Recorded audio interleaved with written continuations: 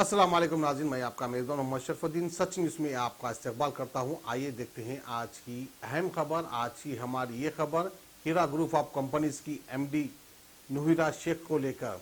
मुबैना तौर पर यूँ सुनने में आ रहा है कि नोहिरा शेख को आज जो है बेल मिल चुकी है, लेकिन अब तक बेल ऑर्डर नहीं मिला है।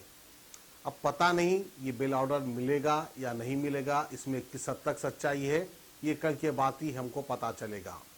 लेकिन वहीं पर एडवोकेट्स इसके बारे में मीडिया से मुखातिब होते हुए अपना एक स्टेटमेंट दिए। वो स्टेटमेंट में क्या कहते हैं हम आपको दिखाते हैं। एडवोकेट साहब ने कहा कि नोहिरा शेख की जमानत के लिए 50 लाख के श्योरिटीज जमा करने पड़ेंगे, इस तरह से कहा। वहीं पर इससे पहले आज से तकरीबन 6-8 महीने पहले हमने एक न्यूज़ डाली थी। पब्लिक गार्डन में प्रोटेस्ट किया गया था और इल्तिजा की गई थी कि नोहिरा आपा को जेल से बाहर निकालो। यानी हीरा ग्रुप ऑफ कंपनीज में जितने भी लोग इन्वेस्ट किए थे उसमें से कई लोगों ने आकर वहाँ पे धरना दिया और प्रोटेस्ट भी किया था। बहरहाल अब देखने वाली बात है नोहिरा शेख जो है जेल से बाहर आ पाती है या नहीं आती है, क्योंकि इनके मुखालिफ भी बहुत सारे लोग हैं जो ये नहीं चाहते हैं कि नोहिरा शेख दोबारा जेल से बाहर वापस आए।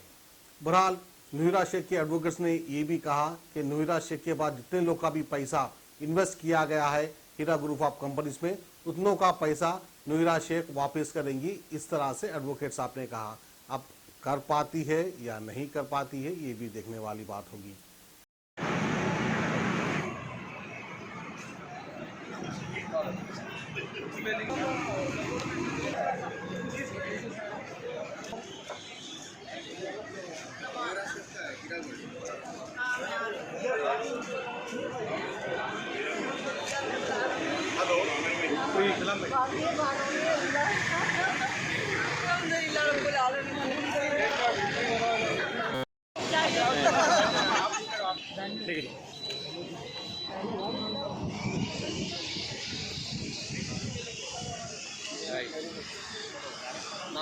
नारा नाम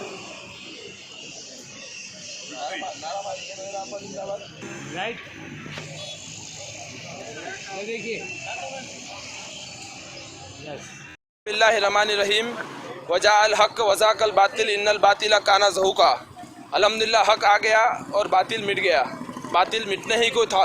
आज अल्हम्दुलिल्लाह तेलंगाना हाई कोर्ट 23 दिसंबर 2019 को आपा नोहिरा शेख के हक में फ़ैसला आना था, जो कि अल्हम्दुलिल्लाह नोहिरा शेख के हक में फ़ैसला आ चुका है।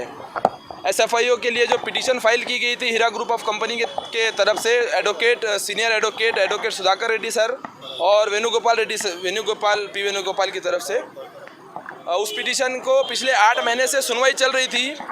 अपोजिशन वालों ने काफ़ी इसमें अमेंडमेंट्स डाल के बहुत सारी चेंजेस करके करीब 8 महीने इसको केसेस को डिले किए और फाइनली आज उसके ऊपर ऑर्डर आ गया। 40 डेज़ के बाद, 40 डे रिजर्व होने के बाद आज ऑर्डर आया है।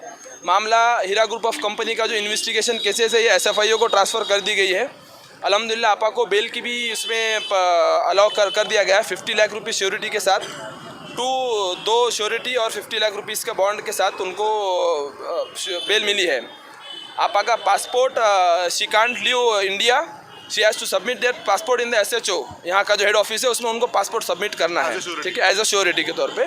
और अमाउंट जो है जो हम लोगों ने जो 4 महीने का जो एक एफिडेविट सबमिट किया था कोर्ट को कि इस बिना पर हम लोग पैसे देंगे वापस, तो उसी के हिसाब से हमको पैसे वापस देना है लोगों के वापस देंगे आप? अल्हम्दुलिल्लाह 100%। ये पहले फर्स्ट डे से नोहिरा शेख का स्टेटमेंट है कि मैं पैसे 100% लोगों के वैसे पैसे वापस दूंगी बोल के। जी कई लोग परेशान भी थे, आए हुए थे यहाँ पे जी, लोगों से आपकी बात हुई अभी?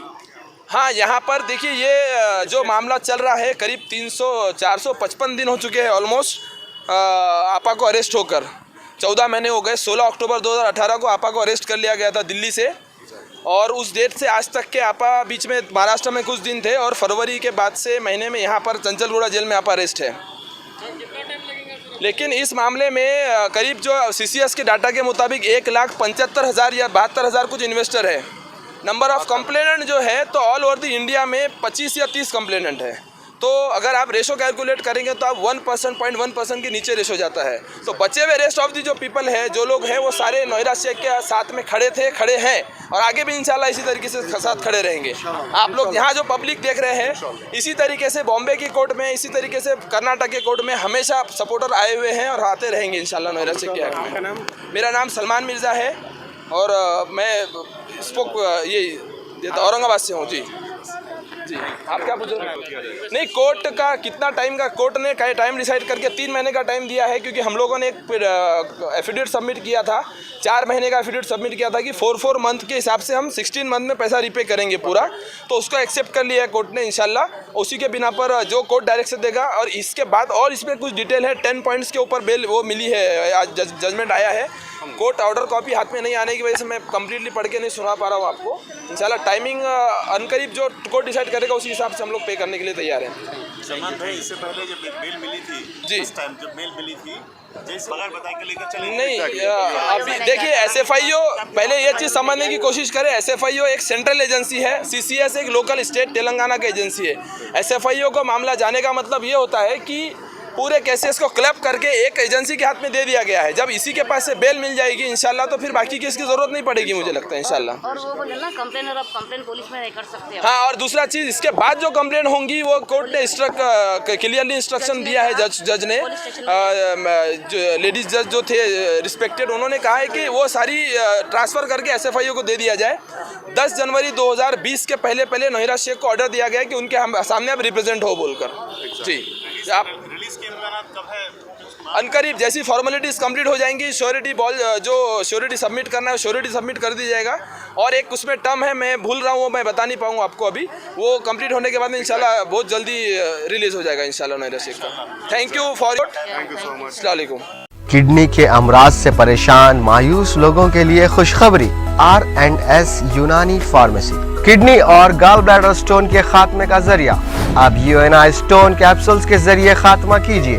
No operation, no side effects, 100% result. सिर्फ UNI स्टोन कैप्सूल से मुस्तहिक लोगों के लिए खुसूसी रियायत। फिर से पथरी न होने का मुकम्मल इलाज, दर्द, कॉन्स्टिपेशन और पुराने कब्ज से निजात पाइए। आज ही तशरीफ लाएं। R&S यूनानी pharmacy, first floor, syndicate bank, Bahadurpura X road, Hyderabad. Contact 9703 939 436 9063 383760।